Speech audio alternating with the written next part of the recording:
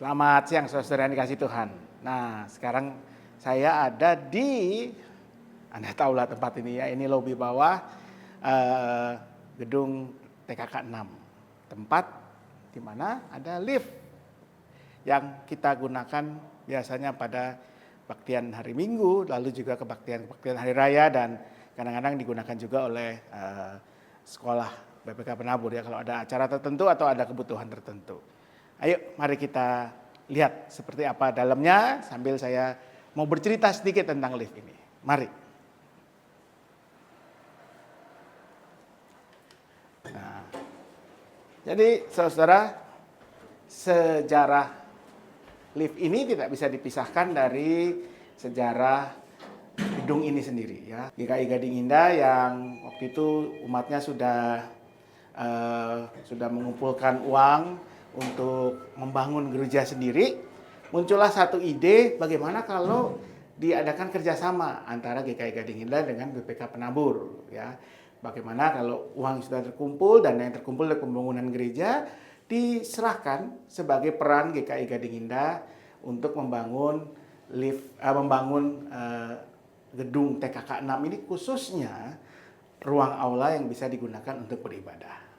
Nah, karena itu ketika gedung ini jadi, aula TKK 6 ini adalah aula bersama GKI Gading Indah dan BPK Penabur. Jadi usia lift ini berapa tahun? Yaitu sama dengan usia aula kita. Usia gedung TKK 6 sekitar 29 tahun. Tahun 1995 pertama kali digunakan. Jadi gedung lift ini sudah 4 tahun usianya, saudara. Kalau Anda lihat misalnya ya, beberapa panel sudah pudar ya, menandakan usianya. Mereknya juga udah nggak ada, saudara. Bahkan katanya kabarnya pabriknya pun sudah tidak ada ya, sehingga ya tapi maintenance tetap dilakukan rutin, tidak tahu bagaimana dilakukan, dan memang tidak bisa dihindari mulai ada banyak masalah ya. Sempat lift ini macet, ada sistem yang tidak bekerja baik dan sebagainya. Karena itu kita akan meremajakan lift ini tahun ini, bekerja sama gereja dengan BPK Penabur. Mari kita dukung supaya nanti kalau kita beribadah, kegiatan-kegiatan lain, umat yang akan menuju ke aula ini bisa dengan kondisi yang lebih baik, lebih nyaman ya, dengan tentunya lebih aman juga. Biarlah apa yang akan kita kerjakan bersama boleh menjadi berkat bagi kehidupan kita bersama. Tuhan memberkati selalu. Terima kasih untuk partisipasi Anda. Semua proyek yang dirancang bersama ini membutuhkan dana sekitar 600 juta rupiah. Tentunya hal ini membutuhkan dukungan dari seluruh jemaat untuk berpartisipasi. Dukungan dapat diberikan dengan melakukan transfer ke rekening BCA, yaitu dengan nomor rekening 094 74 77777 atas nama GKI GI Panitia Pembangunan, atau melalui QRIS rekening BCA yang seperti biasa dengan kode belakang 800, atau juga melalui amplop pembangunan yang akan disediakan di setiap kebaktian, atau juga jemaat dapat memberikan persembahan berupa natura. Untuk itu, maka dapat menghubungi panitia penggalangan dana pembangunan agar bahan natura yang diserahkan dapat tepat sasaran. Terima kasih atas dukungan dan juga semua partisipasi kita. Mari kita bersama membuat GKI Gading Indah menjadi tempat yang lebih baik dan lebih nyaman bagi kita semua.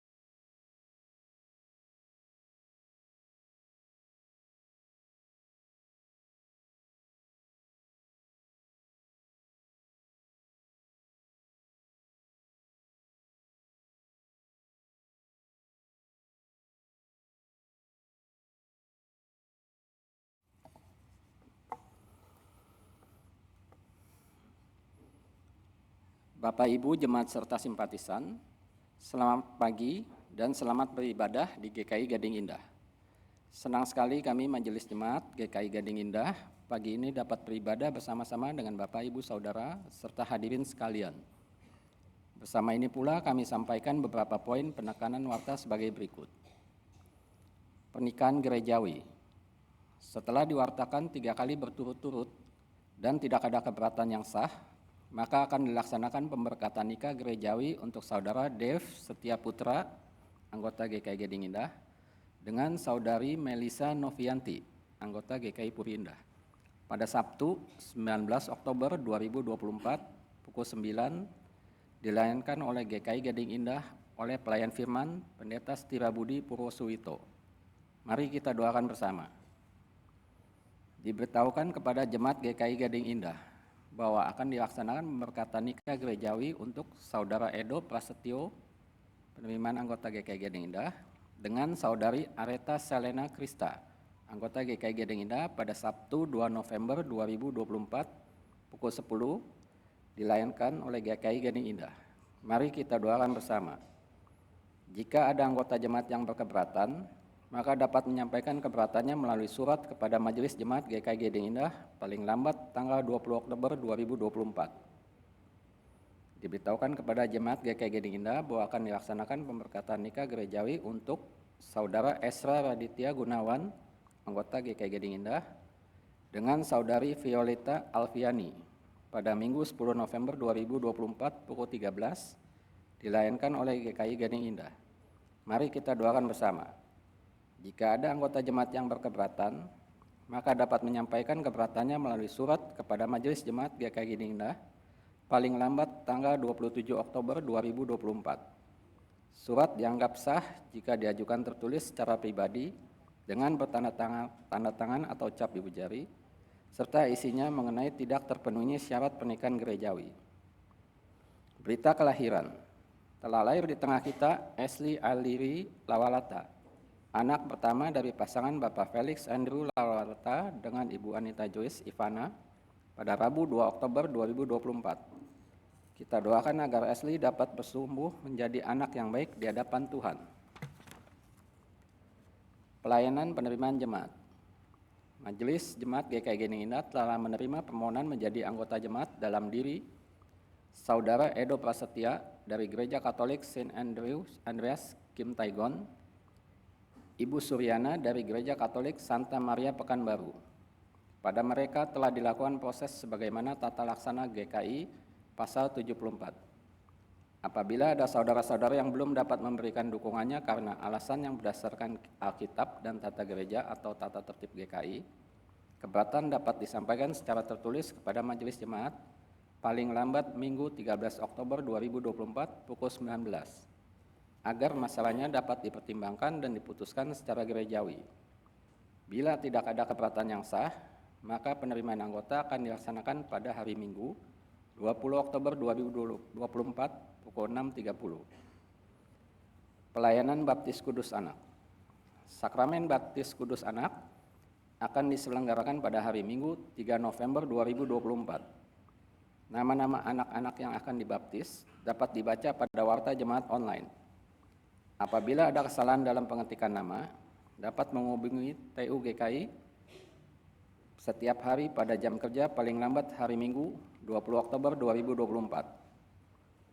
Kebaktian umum keempat. Dalam rangka perbaikan lift di Aula TKK Penabur, maka Majelis Jemaat akan mengadakan kebaktian umum bagi umat yang sulit untuk naik ke lantai atas, yaitu pada tanggal 20 Oktober, 27 Oktober, 3 November bersama Komisi Pemuda. KU tersebut akan bertempat di lorong TKK lantai dasar setiap pukul 9 atau paralel dengan KU 2 di aula lantai atas. Adapun KU 2 tetap dilaksanakan dengan akses melalui tangga yang ada. Demikian informasi mengenai persiapan perbaikan lift kita. Rangkaian acara bulan keluarga. Pada bulan Oktober 2024, kita kembali merayakan bulan keluarga. 2 kegiatan bulan keluarga yang masih dapat diikuti adalah program kegiatan terpadu atau PKT dengan tema keluarga dan kesehatan mental. Selain acara kebersamaan, akan ada 5 warung, yaitu anak, remaja, orang tua, remaja, pemuda, dan umum, yang akan membahas berbagai topik menarik terkait perubahan-perubahan dalam kehidupan PKT, akan berlangsung pada hari Sabtu 26 Oktober pukul 16 sampai 18, bertempat di Kompleks SDK 6 BPK Penabur Hibrida. Basar Bulan Keluarga, di mana akan dibuka berbagai stand dari komisi atau badan pelayanan, menjual berbagai produk seperti makanan, fashion, dan lainnya. Hasil dari basar ini akan digunakan untuk mendukung pembiayaan renovasi lift dan ruang kebersamaan rooftop GKI Gading Indah. Diberitahukan kepada seluruh jemaat bahwa amplop persembahan dengan desain yang baru sudah tersedia untuk digunakan dalam setiap ibadah. Seperti yang telah direncanakan sebelumnya, lift penabur akan diperbaiki dan tidak akan berfungsi mulai tanggal 20 Oktober sampai dengan 3 November 2024. Selama perbaikan lift penabur, jemaat dipersediakan menggunakan tangga untuk menuju aula lantai 4. Bagi jemaat yang tidak dapat menaiki tangga, tersedia kebaktian di lantai dasar dengan kapasitas terbatas. Kami mengimbau jemaat yang masih sehat dan mampu menaiki tangga untuk dapat tetap mengikuti ibadah di aula lantai 4. Demikian pokok warta hari ini.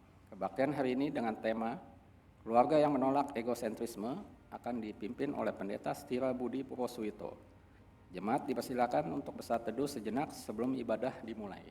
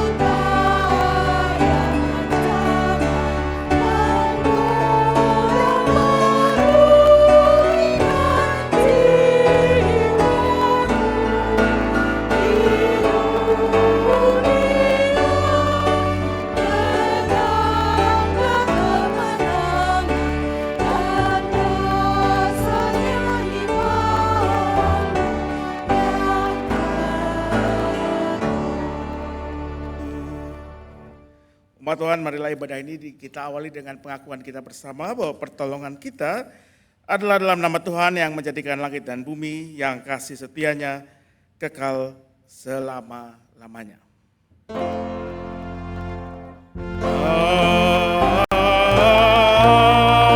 Amin, amin, amin.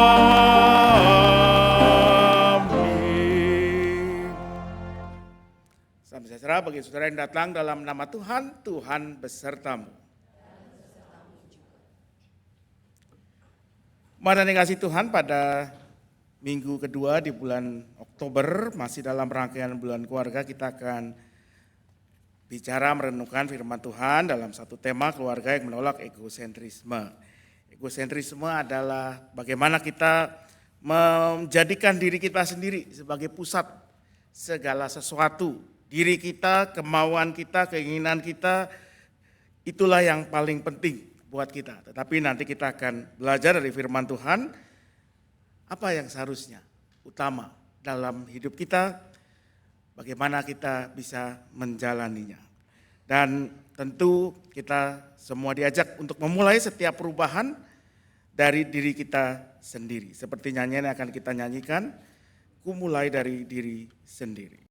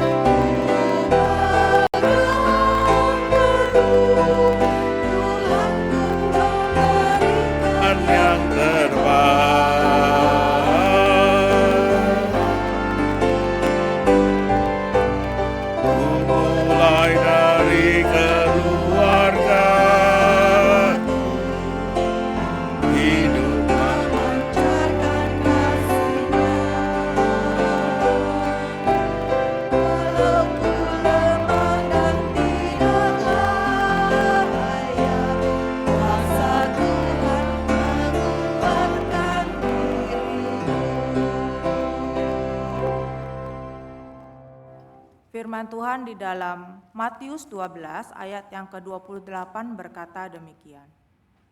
Namun jika aku mengusir setan dengan kuasa Roh Allah, maka kerajaan Allah sudah datang kepadamu. Marilah di dalam segala kerendahan kita mengaku dosa dan memohon pengampunan dari Tuhan. Umat diajak untuk bersaat teduh, melakukan pengakuan dosa secara pribadi.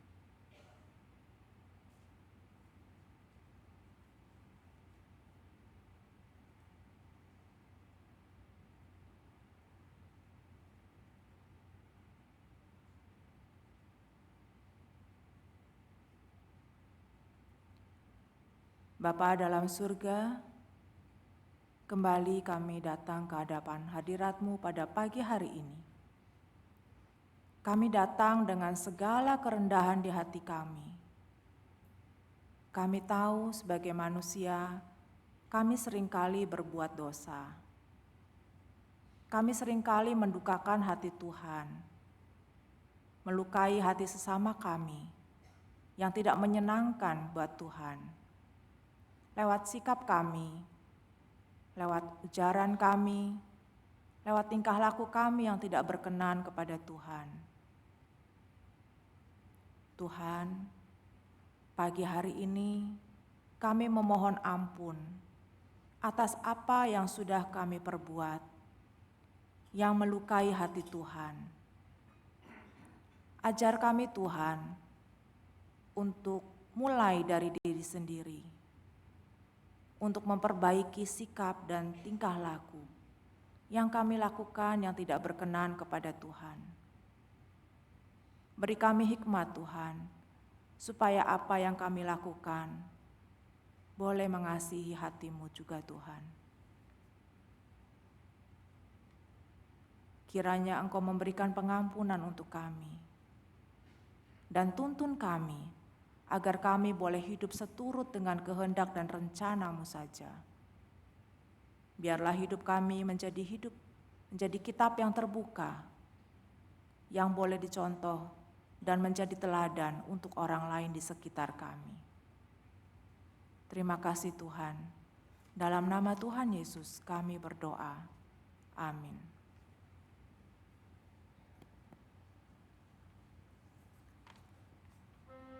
Aku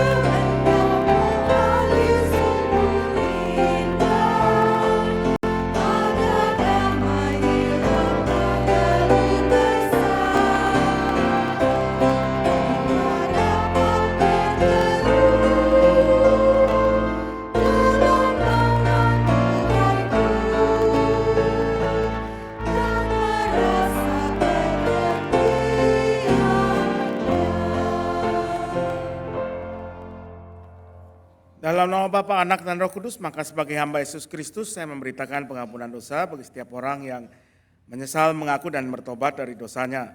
1 Petrus 1 ayat 18 dan 19 berbunyi demikian, sebab kamu tahu bahwa kamu telah ditebus dari cara hidupmu yang sia-sia, yang kamu warisi dari nenek moyangmu itu bukan dengan barang yang fana, bukan pula dengan perak atau emas, melainkan dengan darah yang mahal, yaitu darah Kristus yang sama seperti darah anak domba yang tak bernoda dan tak bercacat. Demikianlah berita anugerah dari Tuhan.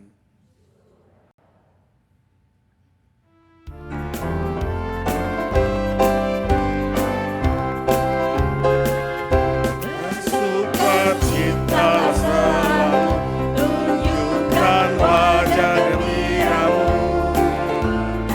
lihat teman di kanan kiri dan di sekitar, berikan salam damai karena kasih karunia serta pengampunannya diberi.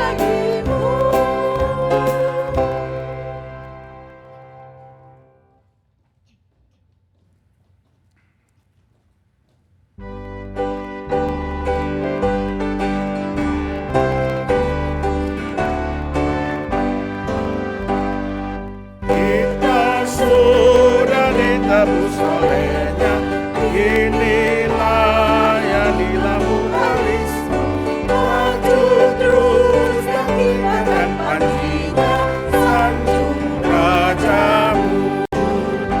Mari bawa padanya segenap talentamu, serta hidup mengikuti firman-Nya.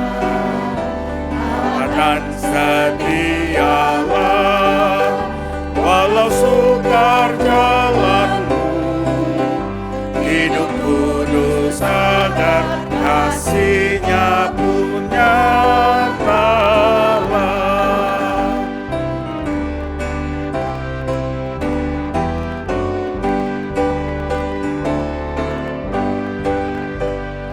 Waktu suka atau waktu duka, walau badai datang melandam, janganlah jemu melayaninya, sanjung rajamu.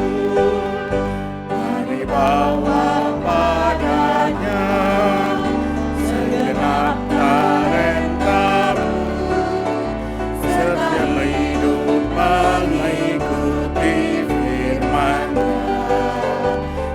Dan setialah menyukai jalanmu, hidup kudus karena kasih-Nya pun nyatalah.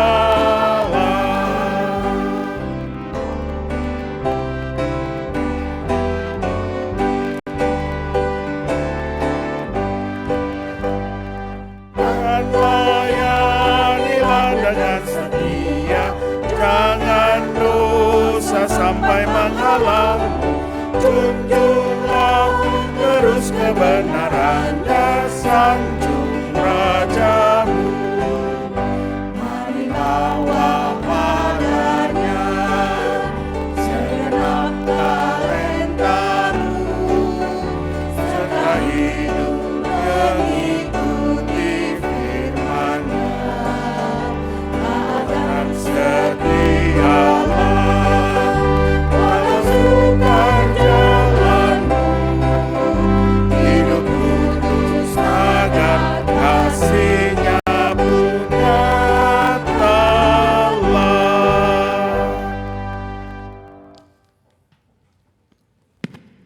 Mari kita berdoa. Ya Tuhan, kami sungguh mau mengenal kasih-Mu, kasih-Mu yang memberikan kepada kami anugerah yang mestinya kami sambut dengan rasa syukur, dengan mengarahkan hidup kami kepada Tuhan dan kehendak Tuhan. Karena itu kalau sebentar lagi kami akan membaca firman Tuhan, beri hikmat agar apa yang boleh kami baca, kami renungkan, kami percakapkan, boleh menjadi firman yang hidup dan menghidupi kehidupan kami. Kami serahkan pemberitaan firman ini hanya dalam tangan kasih Tuhan, dalam nama Yesus Kristus. Amin.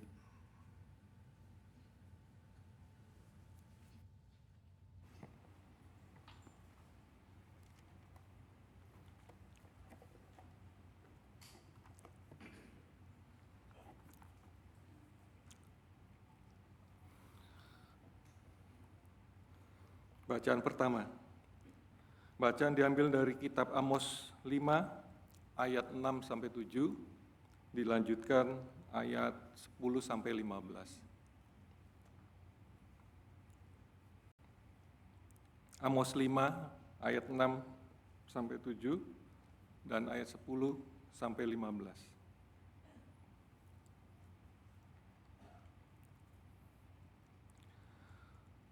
Carilah Tuhan, maka kamu akan hidup, supaya tidak akan menyambar keturunan Yusuf bagaikan api, yang melahap habis tanpa ada yang memadamkannya bagi Betel. Hai kamu yang mengubah keadilan menjadi racun pahit, dan yang menghempaskan kebenaran ke tanah. Mereka membenci orang yang memberi teguran di pintu gerbang, dan mereka muak terhadap orang yang berkata jujur. Kamu menginjak-injak orang yang lemah, dan memungut pajak gandum, sebab itu sekalipun kamu telah mendirikan rumah-rumah dari batu yang dipotong, kamu tidak akan mendiaminya. Sekalipun kamu membuat kebun anggur yang indah, kamu tidak akan minum anggurnya. Aku tahu betapa banyaknya perbuatan jahatmu, dan betapa merajalelanya dosamu. Hai kamu yang menekan orang benar, yang menerima suap dan yang menyingkirkan orang miskin di pintu gerbang. Sebab itu, orang yang berakal budi akan berdiam diri pada waktu itu, karena waktu itu waktu yang jahat. Carilah yang baik dan jangan yang jahat, supaya kamu hidup. Dengan demikian, Tuhan Allah semesta alam akan menyertai kamu seperti yang kamu katakan. Bencilah yang jahat, cintailah yang baik, dan tegakkanlah keadilan di pintu gerbang. Mungkin Tuhan Allah semesta alam akan mengasihani yang tersisa dari keturunan Yusuf. Sesungguhnya beginilah firman Tuhan, Allah semesta alam Tuhanku. Di semua lapangan akan ada ratapan, dan di setiap sudut jalan orang berseru.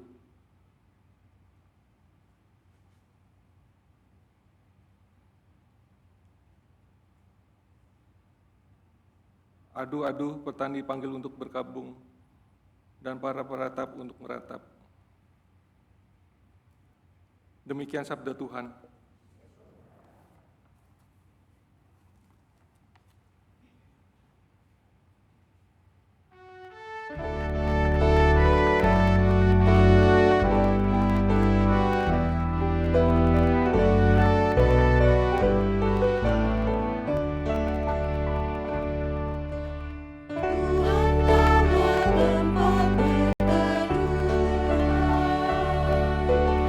Bagi kami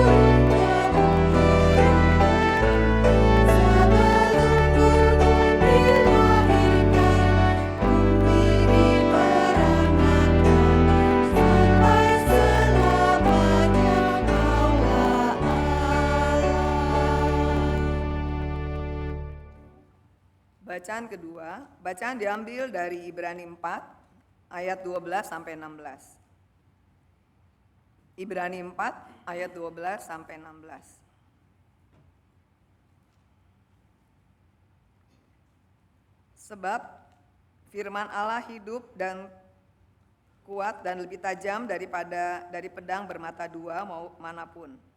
Ia menusuk sangat dalam sampai memisahkan jiwa dan roh, sendi-sendi dan sum-sum. Ia sanggup menilai pikiran dan niat hati kita. Tidak ada suatu makhluk pun yang tersembunyi di hadapannya, sebab segala sesuatu telanjang dan terbuka di depan mata Dia yang kepadanya kita harus memberikan pertanggungjawaban. Jadi, karena kita sekarang mempunyai imam besar agung yang telah melintasi semua langit, yaitu Yesus, Anak Allah, baiklah kita berpegang teguh pada pengakuan iman kita.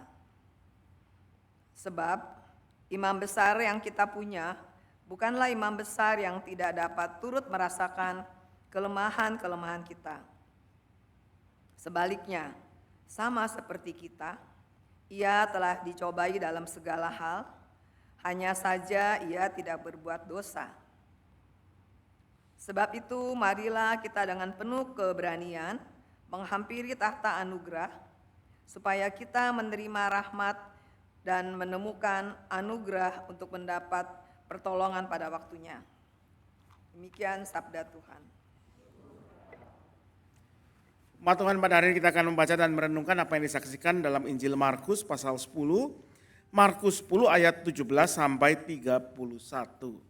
Markus 10 ayat 17 sampai 31. Pada waktu Yesus meneruskan perjalanannya, datanglah seorang berlari-lari mendapatkan Dia. Dan sambil berlutut di hadapannya, ia bertanya, "Guru yang baik, apa yang harus kuperbuat untuk memperoleh hidup yang kekal?" Jawab Yesus, "Mengapa kau katakan aku baik? Tak seorang pun yang baik selain Allah saja. Engkau tentu mengetahui perintah-perintah ini. Jangan membunuh, jangan berzina, jangan mencuri, jangan memberi kesaksian palsu, jangan menipu orang, hormatilah ayahmu dan ibumu." Kata orang itu kepadanya, "Guru, semuanya itu telah kuturuti sejak masa mudaku." Yesus memandang dia dan mengasihinya, lalu berkata kepadanya, "Hanya satu kekuranganmu. Pergilah, jualah apa yang kau miliki dan berikanlah itu kepada orang-orang miskin. Maka engkau akan memiliki harta di surga. Kemudian datanglah kemari dan ikutlah aku." Karena perkataannya itu mukanya muram. Lalu ia pergi dengan sedih, sebab banyak harta miliknya. Lalu Yesus memandang murid-muridnya di sekelilingnya dan berkata kepada mereka, "Alangkah sukarnya orang yang memiliki banyak harta masuk ke dalam kerajaan Allah." Murid-muridnya tercengang mendengar perkataannya itu, namun Yesus berkata lagi, "Anak-anakku, alangkah sukarnya masuk ke dalam kerajaan Allah. Lebih mudah seekor unta melewati lubang jarum daripada seorang kaya masuk ke dalam kerajaan Allah."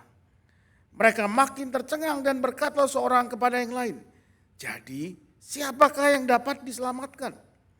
Yesus memandang mereka dan berkata, "Bagi manusia hal itu tidak mungkin, tetapi tidak demikian bagi Allah. Sebab segala sesuatu mungkin bagi Allah." Berkatalah Petrus kepada Yesus, "Kami ini telah meninggalkan segala sesuatu dan mengikut Engkau." Jawab Yesus, "Sesungguhnya aku berkata kepadamu, setiap orang yang meninggalkan aku dan karena Injil meninggalkan rumah atau saudaranya laki-laki atau saudaranya perempuan atau ibu atau ayah atau anak-anak atau ladangnya, orang itu pada zaman ini juga akan menerima 100 kali lipat rumah, saudara laki-laki, saudara perempuan, ibu, anak, dan ladang. Sekalipun disertai berbagai penganiayaan, dan pada zaman yang akan datang, ia akan menerima hidup yang kekal. Namun, banyak orang yang pertama akan menjadi yang terakhir, dan yang terakhir akan menjadi yang pertama." Demikianlah Injil Tuhan kita Yesus Kristus. Berbahagialah mereka yang mendengarkan dan memeliharanya dalam hidupnya. Haleluya.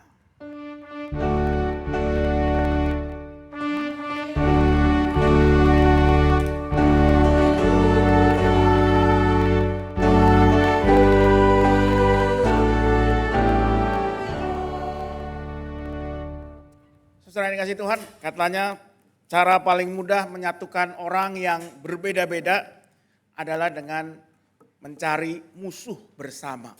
Ya. Kalau Anda belajar sejarah, misalnya tahun 60-an, Presiden pertama Indonesia, Soekarno, banyak masalah dalam negeri, banyak perpecahan, maka dia cari musuh di luar. Ya. Ganyang Malaysia dan sebagainya dan sebagainya. Nah, dan itu ada benarnya karena baru-baru ini, saudara, rakyat Indonesia, apapun agamanya, apapun etnis sukunya, apapun status sosialnya, apapun afiliasi politiknya, siapapun capres, cagup pilihannya, kalau Anda penggemar bola, seperti saya, kita sedang punya musuh bersama. Kalau Anda nggak suka bola, nggak tahu berita sepak bola, Bapak ini namanya Ahmad Elkaf, wasit asal Oman. Dia yang memimpin pertandingan Indonesia melawan Bahrain, timnas Indonesia lawan Bahrain, hari Kamis malam kemarin. Dan di pertandingan itu yang membuat penggemar bola Indonesia marah besar, sepanjang pertandingan kelihatannya si wasit ini agak lunak terhadap pemain Bahrain yang dikit-dikit kesenggol jatuh, menunda-nunda pertandingan. Sampai pada akhirnya, kalau pertandingan bola itu kan 90 menit 2 babak Bapak Ibu ya. Dan di akhir setiap babak itu biasanya ada yang namanya injury time, waktu tambahan yang diberikan oleh ofisial pertandingan mengkompensasi kalau ada pemain cedera, ada yang harus dirawat dan sebagainya. Pertandingan Indonesia lawan Bahrain babak kedua itu, waktu tambahannya, injury time-nya harusnya 6 menit. Sudah diumumkan di akhir menit 90. Waktu tambahan 6 menit, jadi harusnya pertandingan berhenti di menit ke-96. Dan di menit ke-96 posisinya Bahrain 1, Indonesia 2. Tapi apa yang terjadi? Di menit 96, 97, 98 tidak berhenti pertandingannya. Sampai menit 99 Bahrain mencetak gol, skor 2-2, dan setelah gol itu wasit meniup peluit panjang, tanda pertandingan selesai. Gagal menang. Tidak jadi dapat 3 poin, cuman 1 poin lagi. Dan ini yang membuat si Ahmad Elkaf ini sangat dibenci oleh orang Indonesia. Ya, saya lihat satu video di lupalah Instagram atau YouTube, ada acara nonton bareng masyarakat gitu. Setelah gol itu setiap kali wajah si wasit ini muncul di layar, semua orang ngambil sendal sepatu dimpukin layar. Untung nonton barengnya itu pakai proyektor, ditembaknya ke dinding. Jadi ya nggak ada TV yang pecah atau apa, semua marah. Dan dunia sudah mengenal Indonesia ini punya netizen, ya, warganet, pengguna internet yang paling sadis sedunia. Si wasit ini dirujak habis-habisan. Ya. Orang banyak membuat meme, tahu ya meme ya, jadi satu gambar, foto dikasih jokes lah gitu. Misalnya yang kiri itu yang buat bukan orang Indonesia. Di situ dikatakan menit 90 Bahrain 1 Indonesia 2 additional time, waktu tambahan. Harusnya itu 6 menit tapi oleh orang ini diedit until Bahrain score. Jadi waktu tambahannya terserah pokoknya sampai Bahrain nyetak gol. Lalu yang di kanan ini yang sedang terkenal 90 plus 6 berapa? Mestinya 96 tapi jadi 99. Karena di menit 99 lah Bahrain itu mencetak golnya. Begitu hebatnya serangan netizen Indo sampai akun Instagram si wasit itu akhirnya hilang. Ya, jadi udah mungkin dikomentarin segala macam, lama-lama ditutup. Padahal follower dia itu kalau saya baca berita sudah 174.000 orang. Jauh, ya, banyak juga. Sampai dia harus suspend akunnya. Karena isinya caci maki, lalu ada berita ya dia mengeluh, kenapa sih kok saya yang salah, dan seterusnya. Nah memang saudara, kalau kita mau melihat dari kacamata yang berbeda, tadi kan dari kemarahan supporter Indonesia ya karena gagal menang, memang bisa ada beberapa sudut pandang. Dari rules of the game, aturan permainannya sendiri, wasit memang punya hak menambah waktu yang sudah diberikan. Dengan menimbang ya kalau ada pelanggaran lagi, ada waktu terbuang, bola keluar, pemain yang komplain dan sebagainya. Jadi dia punya hak melakukan itu. Tapi kalau kita melihat pertandingannya mungkin kita bisa memberi pendapat yang berbeda. Tadi ya, kalau saya waktu nonton babak pertama, ya gitulah. Pemain Bahrain kesenggol dikit, jatuh gulung-gulung, nggak langsung bangun. Sambil tetap terbaring, ngintip-ngintip ya kalau ada pelanggaran. Dia seperti kesakitan, tapi ketika pertandingan berlanjut, berdiri dan lari seperti tidak terjadi apa-apa. Jadi ya kita bisa menilai masing-masing ya. Tapi kalau soal golnya sendiri sayang sekali saya nggak nonton Bapak Ibu yang babak kedua. Kenapa? Gara-gara ketika babak kedua baru mulai saya dengar anak saya yang kecil itu nangis di kamar di atas, saya nonton di bawah. Terus saya ngelirik keluar dari kamar kerja cari istri saya, dia lagi masak bahan buat bacang.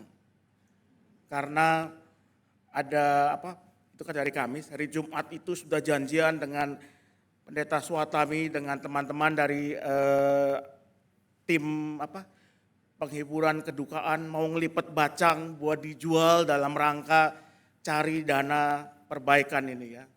Jadi saya lihat, saya menimbang kepentingan nasional dengan bacang, ya udahlah saya yang ngalah. Saya naik nidurin anak dan baru beberapa jam kemudian lihat hasil akhirnya 2-2. Gara-gara bacang semuanya. Ya, tinggal harapannya hari Selasa Indonesia akan melawan Cina. Karena itu, dan ini yang celaka, wasitnya lagi-lagi orang Timur Tengah. Aduh. Ya sudahlah, biarpun saya masih punya darah Cina, saya katakan ganyang Cina kali ini. Ya, hajar habis-habisan. Nah saudara dikasih Tuhan, kita seringkali dengan mudah menghakimi seseorang. Apapun yang dia buat ya, karena sesuatu yang ia lakukan atau hal yang terjadi dengan gampang kita katakan, oh dia ini orang jahat, dia ini pendusta dan sebagainya. Seperti si Pak Omar Al-Kaf ini. Padahal mestinya ketika kita melihat sebuah peristiwa seseorang, kita harus coba melihatnya dari berbagai sudut pandang. Supaya perspektif kita lebih luas, lebih utuh, dan barangkali kita akan dapat pengamatan yang lebih baik.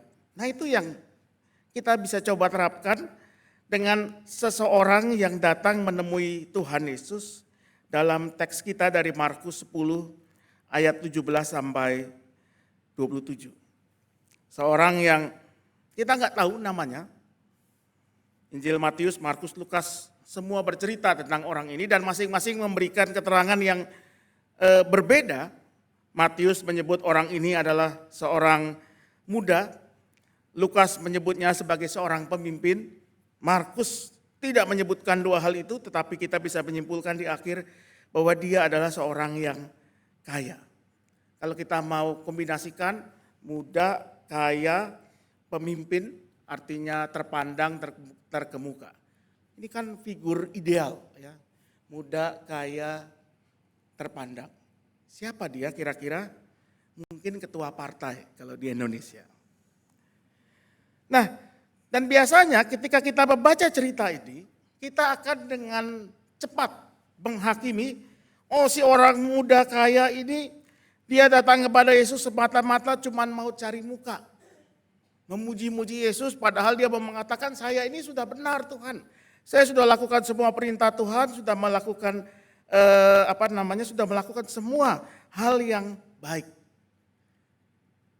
Tetapi pada akhirnya dia tidak mau mengikuti apa yang Tuhan Yesus sarankan. Dengan gampang biasanya kita akan katakan dia ini orang yang munafik.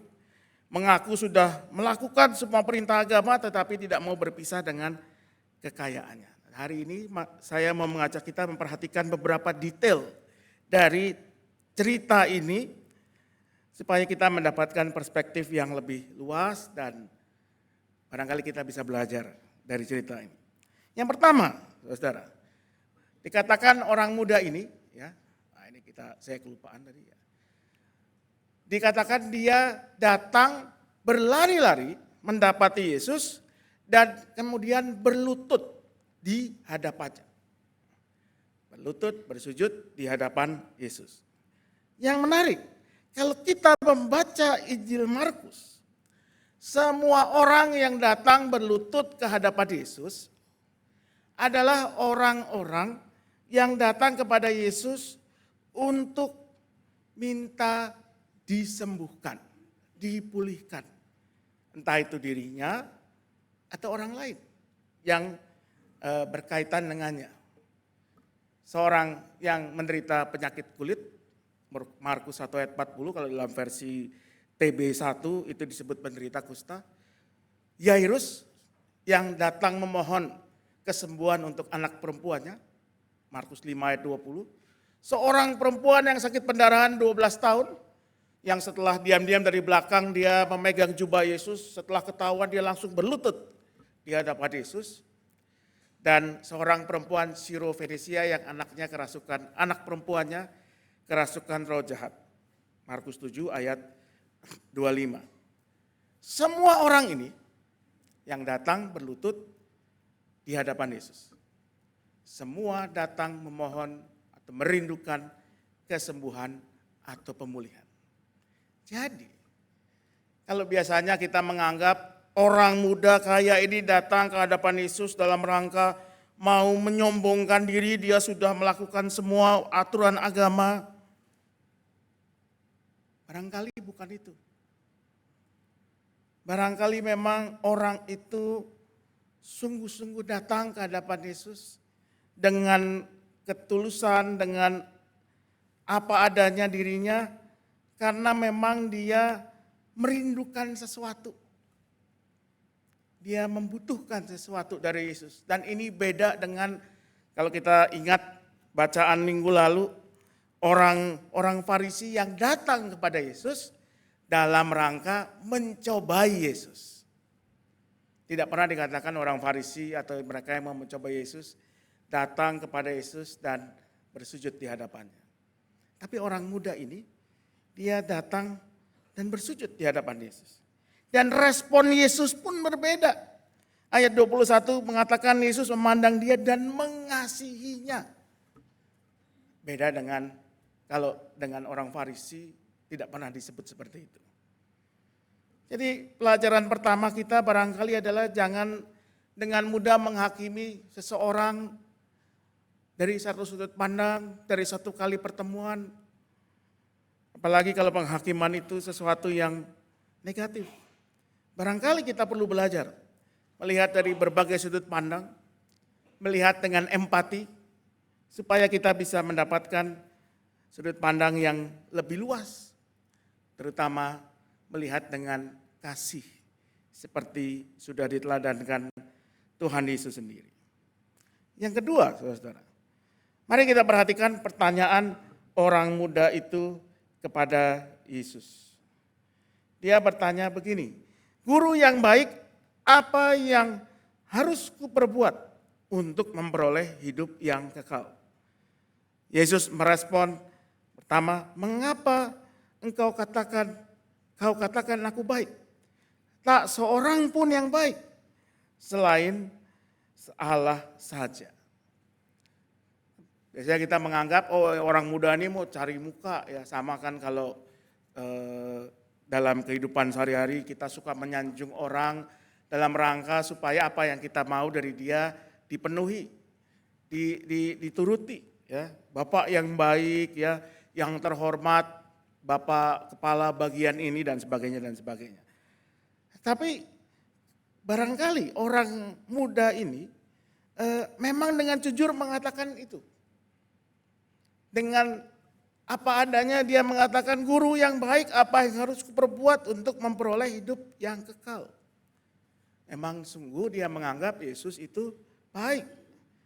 Tetapi Yesus melihat dan menyadari ada yang salah dalam pertanyaan orang muda ini. Kata memperoleh dalam bahasa Yunani itu digunakan kata kleronomeo. Dalam terjemahan bahasa Inggris itu biasa diterjemahkan menjadi inherit atau obtain, possess through inheritance. Jadi bukan cuman memperoleh, dalam bahasa Indonesia kita kan itu ya, memperoleh, tapi inherit itu artinya mewarisi, mendapatkan warisan. Dan di sini ada sesuatu yang salah dalam pertanyaan orang muda ini. Kenapa? Karena pertanyaan itu absurd. Tidak ada yang bisa kita lakukan untuk memperoleh warisan. Gimana caranya kita dapat warisan? Kalau orang yang mewarisi itu mati. Ya kan? Kalau Anda dapat warisan dari orang tua Anda, ya kalau orang tua Anda meninggal dunia, baru Anda terima warisan itu. Warisan itu diperoleh kalau yang memberikannya sudah meninggal dunia. Nah, disinilah letak kesalahan dari pertanyaan orang muda ini. Yaitu ketika dia memahami bahwa yang namanya hidup kekal itu sebagai sesuatu yang bisa ia dapatkan, ia warisi dengan melakukan, dengan menjadi seorang yang baik. By being good person. Kenapa? Karena pada dasarnya tidak ada seorang pun yang sungguh-sungguh baik. Seperti kata Tuhan Yesus sendiri. Hanya Allah saja yang baik. Apa yang mau dikatakan di sini? Pelajaran kedua bagi kita. Bahwa tidak ada seorang pun yang cukup baik untuk dapat memperoleh hidup kekal. Dan memang hidup kekal itu bukan soal apa yang bisa kita raih, kita dapatkan, kita peroleh lewat kebaikan kita, lewat kesanggupan kita melakukan perintah Allah, tetapi soal anugerah Allah, pemberian Allah. Dan bukankah itu adalah keyakinan kita, bahwa kalau kita boleh mendapatkan keselamatan, itu semata-mata karena anugerah Allah yang menjadikan kita pewaris kerajaan Allah. Roma 8 ayat 17. Semata-mata karena Kristus sendiri yang telah mati di kayu salib menebus dosa-dosa kita. Jadi soal hidup kekal itu bukan soal prestasi, pencapaian yang bisa kita kejar lewat kesalehan, lewat perbuatan baik, lewat apapun juga, tetapi soal anugerah yang diberikan oleh Allah. Nah, yang ketiga saudara, Yesus merespon orang itu. Engkau tentu mengetahui perintah-perintah ini. Jangan membunuh, jangan berzina, jangan mencuri, jangan memberi kesaksian palsu, jangan menipu orang, hormatilah ayahmu dan ibumu. Lalu orang itu menjawab dengan spontan, Guru, semuanya itu telah kulakukan sejak masa mudaku. Mungkin kita merespon, sombong benar. Apa mungkin? Tetapi bisa jadi saudara.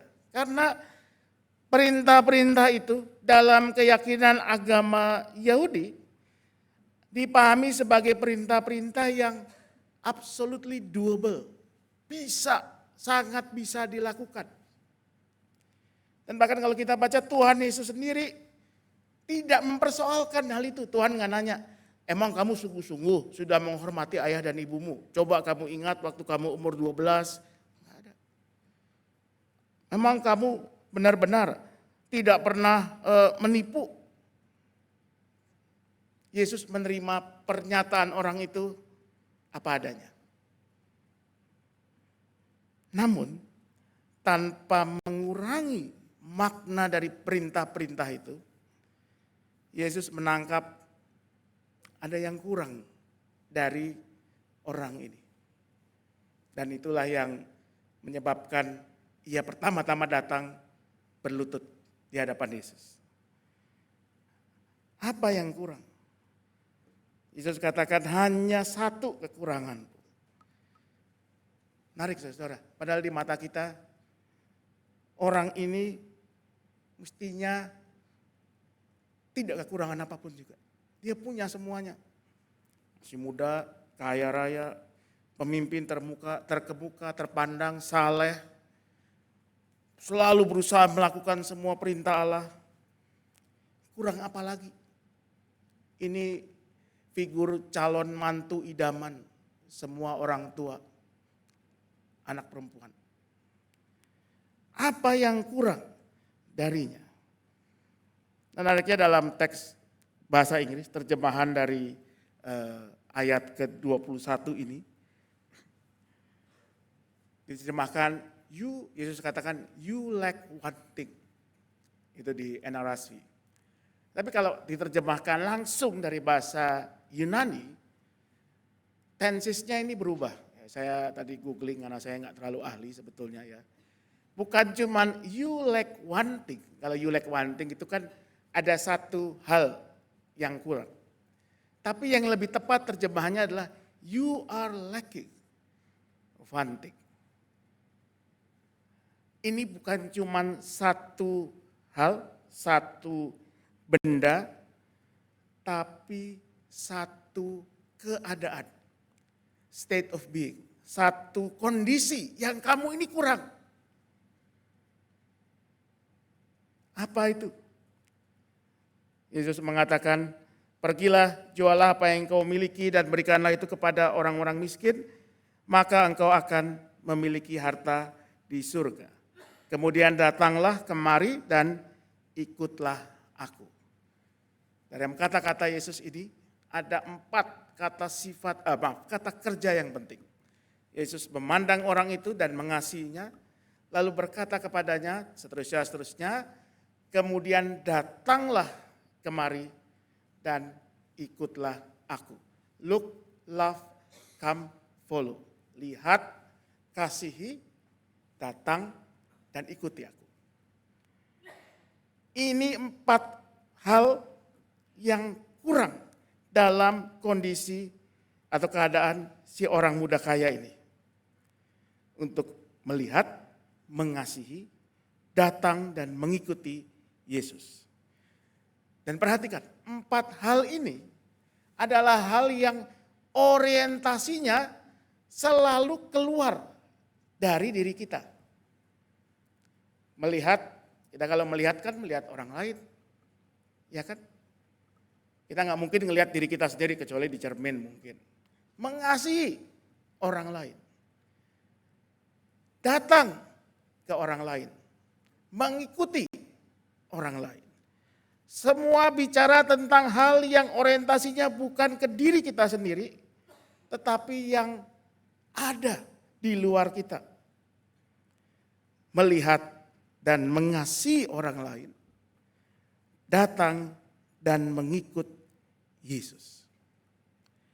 Inilah keadaan di mana orang muda kaya terpandang itu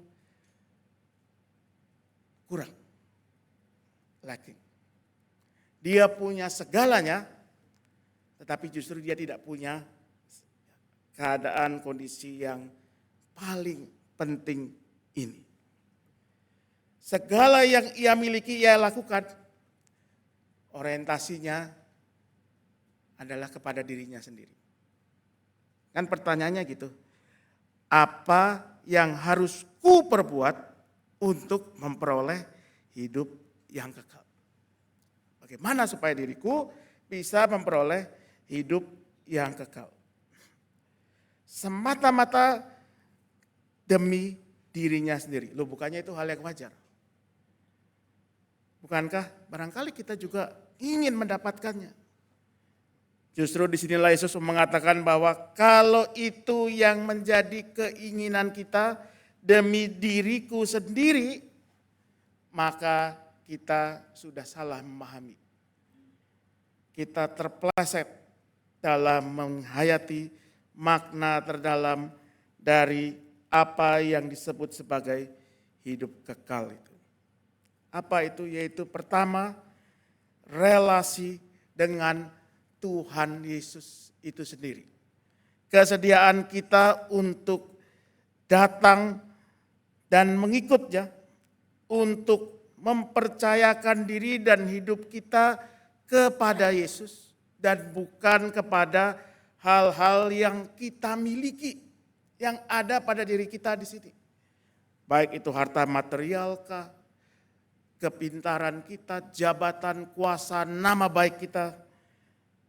Tapi bahwa kita sungguh-sungguh bergantung, mempercayakan hidup kita hanya kepada anugerah Allah. Karenanya kalau kita baca di ayat ke-24, para murid tercengang ketika Yesus mengatakan alangkah sukarnya orang yang memiliki banyak harta masuk ke dalam kerajaan Allah. Kenapa? Karena pandangan umum pada masa itu orang yang diberkati Tuhan adalah orang yang kaya. Sampai sekarang mungkin masih ada pandangan seperti itu. Tapi Yesus justru katakan kalau engkau memang, dan ini yang menjadi tantangan Yesus ke orang muda itu, engkau memang sungguh-sungguh mau mendapatkan hidup kekal, itu relasi dengan Allah. Jualah sebuah milikmu, lalu datanglah kepadaku dan mengikutku. Untuk melepaskan diri dari semua yang dianggap penting dalam hidupnya, tanda pencapaian keberhasilannya, dan datang kepada Yesus mengikutnya. Yang kedua, di sini kita juga belajar bahwa hidup kekal bukan hanya relasi kita dengan Allah, tetapi juga dengan orang-orang yang ada di sekitar kita. Hidup kekal bukan bicara tentang aku, tetapi tentang bagaimana lewat diriku Tuhan hadir dalam kehidupan orang-orang di sekitarku. Karena itu Tuhan katakan, lihat dan kasihi. Look and love. Karenanya juga Tuhan menantang orang ini, berikanlah, jualah hartamu, berikanlah kepada orang-orang miskin. Bahwa apa yang ada pada diri kita, materi, tenaga, pikiran, talenta, bukan semata-mata tentang diri kita sendiri. Tetapi bagaimana kita memandang sesama kita sebagai orang-orang yang Tuhan kasihi. Dan karena itu kita juga mau menghadirkan kasih Tuhan dalam kehidupan kita. Nah, saudara kasih Tuhan, itu yang Tuhan katakan kepada orang muda itu dan kepada kita semua. Dan Tuhan Yesus bukan cuma berkata, tapi dia memberikan teladan. Kenapa? Karena kalau kita baca di awal teks ini di ayat 17 dikatakan, pada waktu Yesus meneruskan perjalanannya. Perjalanan apa? Bukan cuma jalan keliling ke sana kemari. Tetapi Markus selalu menempatkan bahwa perjalanan Yesus itu adalah menuju ke Golgota, ke salib. Di mana Yesus dia memandang manusia dengan penuh kasih. Dan ia datang kepada Tuhan, mengikuti kehendak Allah Bapa dengan sepenuh diri dan hidupnya. Dan mati di kayu salib buat dunia ini. Bagi kita semua, bagi mereka yang terhilang, Allah telah dalam Yesus, kita telah direngkuh dalam kasih-Nya dan hidup dalam anugerah-Nya. Maka bagaimana kita menyambut dan mengisi hidup yang sudah ditebus itu? Kiranya Tuhan memampukan kita semua. Amin.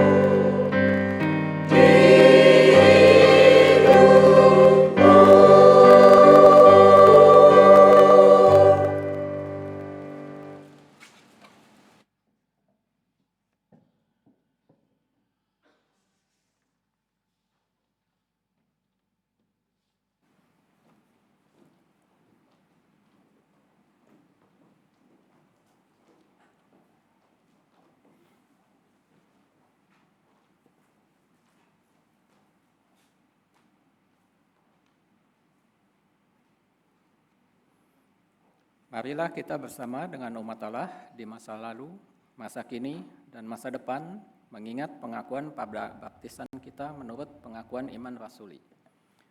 Aku percaya kepada Allah, Bapa yang Maha Kuasa, Khalik langit dan bumi, dan kepada Yesus Kristus, anaknya yang tunggal Tuhan kita, yang dikandung dari Roh Kudus, lahir dari Maria, yang menderita sengsara di bawah pemerintahan Pontius Pilatus, disalibkan, mati dan dikuburkan, turun ke dalam kerajaan maut. Pada hari yang ketiga, bangkit pula dari antara mati, naik ke surga, duduk di sebelah kanan Allah, Bapa yang Maha Kuasa. Dan dari sana ia akan datang untuk menghakimi orang yang hidup dan yang mati. Aku percaya kepada Roh Kudus, gereja yang kudus dan am, persekutuan orang kudus, pengampunan dosa, kebangkitan orang mati, dan hidup yang kekal. Amin. Mari kita berdoa, saudara. Kami bersyukur ya Tuhan untuk anugerah-Mu, anugerah yang memberikan kepada kami kesempatan untuk ada dalam relasi dengan Yesus Kristus, relasi dengan orang-orang di sekitar kami, keluarga kami, teman, sahabat, saudara-saudara dalam persekutuan di gereja Tuhan, bahkan dengan lingkungan kami. Karena itu dalam semuanya biarlah kami belajar agar kami mengarahkan diri hati kami kepada Kristus dan bukan kepada diri kami sendiri. Sehingga kami bisa belajar memandang dan mengasihi sesama kami. Dan dalam perjalanan kehidupan kami boleh terus datang dan mengikut Kristus. Sehingga hidup kami menjadi hidup yang menjadi berkat juga bagi orang-orang di sekitar kami.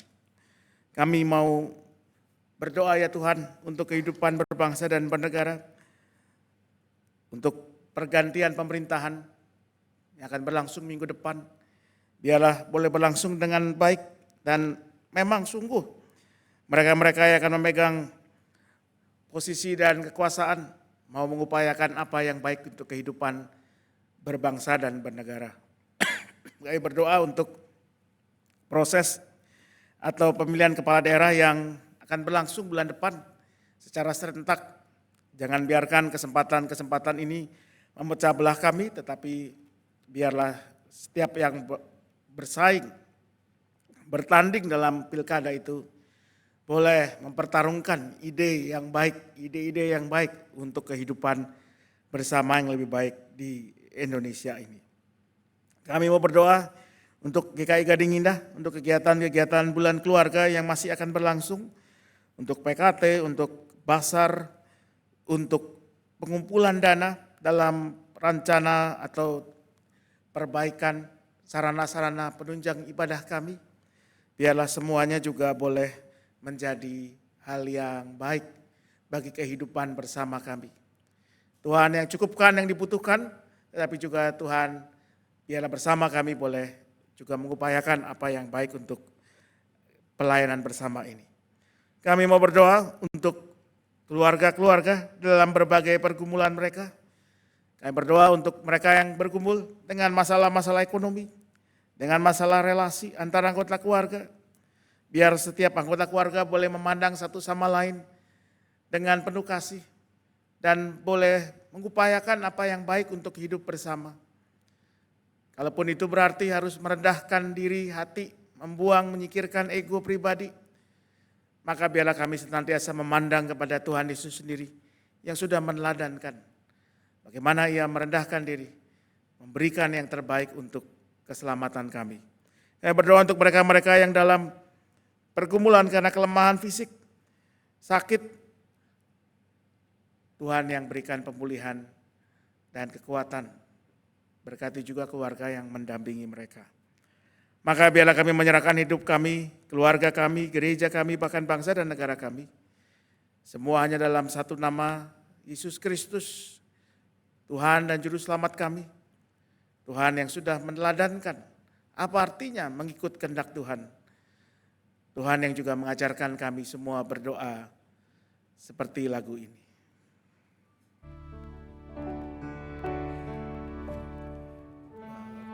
Kami yang ada di surga,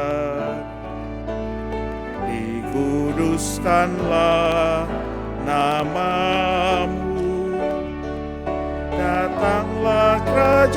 firman-Mu, jadilah kehendak-Mu di bumi seperti di surga. Beri kami hari ini makanan yang secukupnya, ampuni salah kami, kasih kami ampuni yang bersalah pada kami.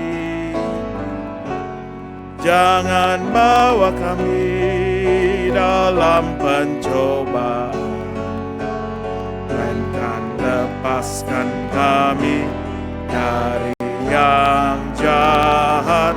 Sebab Kaulah yang punya kerajaan dan kuasa dan kemuliaan sampai selama-lamanya.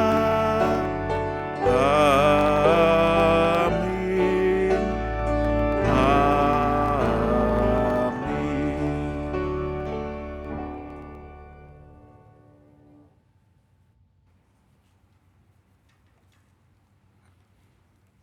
Marilah kita menyatakan syukur kepada Tuhan melalui persembahan syukur dengan mengingat firman Tuhan dalam Matius 6 ayat 19 sampai dengan 20. Janganlah mengumpulkan harta bagi dirimu di bumi, di mana ngengat dan karat merusaknya, dan pencuri membongkar serta mencurinya.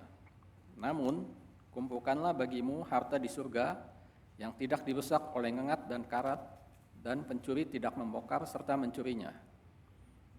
Bagi yang akan memberikan persembahan pembangunan gereja, bisa disalurkan melalui 3 cara. Yang pertama, transfer melalui kris atau rekening yang umum dengan menambahkan kode unik 800 di 3 angka terakhir. Kedua, transfer langsung ke rekening pembangunan gereja Bank BCA 094 747 7777. Yang ketiga, amplop persembahan khusus dana pembangunan gereja yang disediakan di meja penyambutan atau bisa meminta kepada penatua yang bertugas.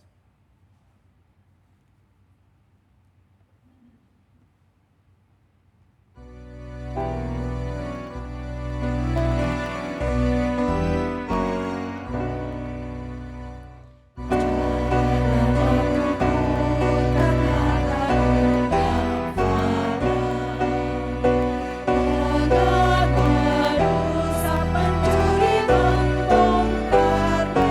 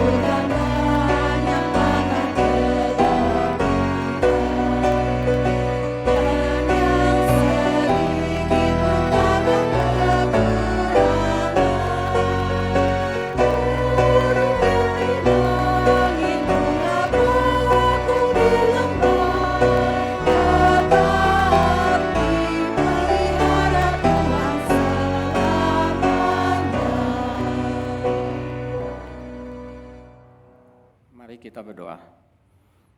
Ya Allah Bapa kami yang di dalam surga, puji syukur kami panjatkan kehadirat-Mu ya Bapa atas perkenan-Mu sehingga kami dapat berkumpul bersama di pagi hari ini. Bapa, sebentar lagi kami akan membawa persembahan yang semuanya berasal dari berkat-Mu juga ya Bapa. Persembahan yang tiada artinya jika dibandingkan dengan semua berkat yang Kau limpahkan kepada kami. Kiranya Engkau menguduskan persembahan kami ini agar dapat dipakai demi kemuliaan nama-Mu Bapa. Di dalam nama anak-Mu yang tunggal, Tuhan Yesus Kristus, kami berdoa. Amin.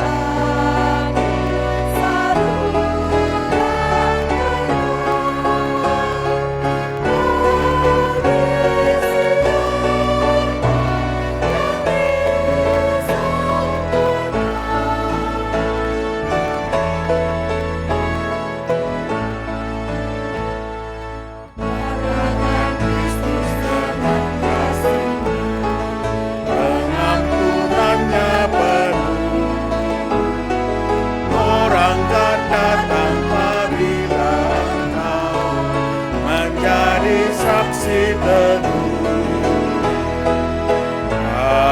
Pakailah aku jalan berkat-Mu, memancarkan cahaya.